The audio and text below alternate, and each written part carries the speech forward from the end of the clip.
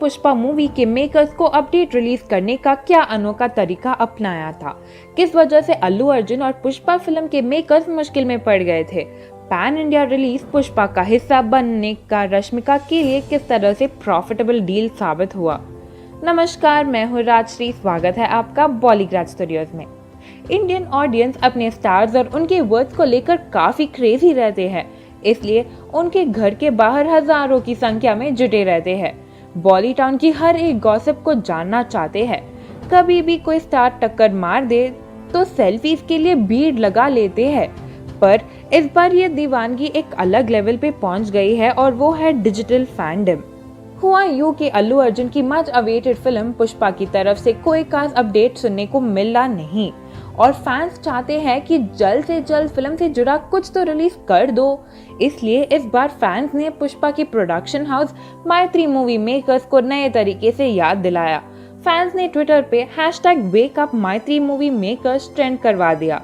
Fans सिर्फ इसी तक नहीं रुके और सोशल मीडिया के हर एक प्लेटफॉर्म पर इसे ट्रेंड को लेकर दलदले से मीम्स बनाकर शेयर करने लगे।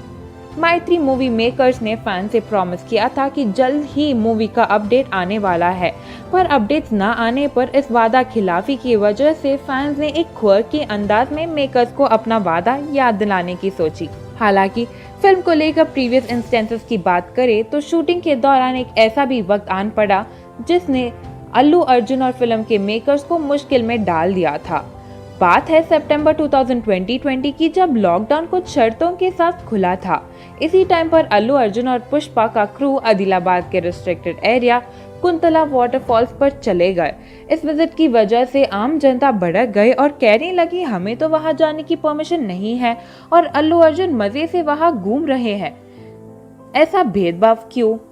इस रिस्ट्रिक्टेड एरिया में जाके शूट करने के लिए अल्लू अर्जुन और मेकर्स पर एक FIR भी फाइल हो गई, पर जब इस FIR की तफ्तीश के लिए पुलिस मामले की तह तक पहुंचे तो पता लगा कि टीम के मेकर्स वहां पिकनिक मनाने थोड़ी गए थे और ना ही किसी शूट के लिए गए थे, बल्कि वो तो शूट लोकेशन को फाइनलाइज करने के लिए उस वाटरफॉल की फोटो खींचने के लिए गए थे।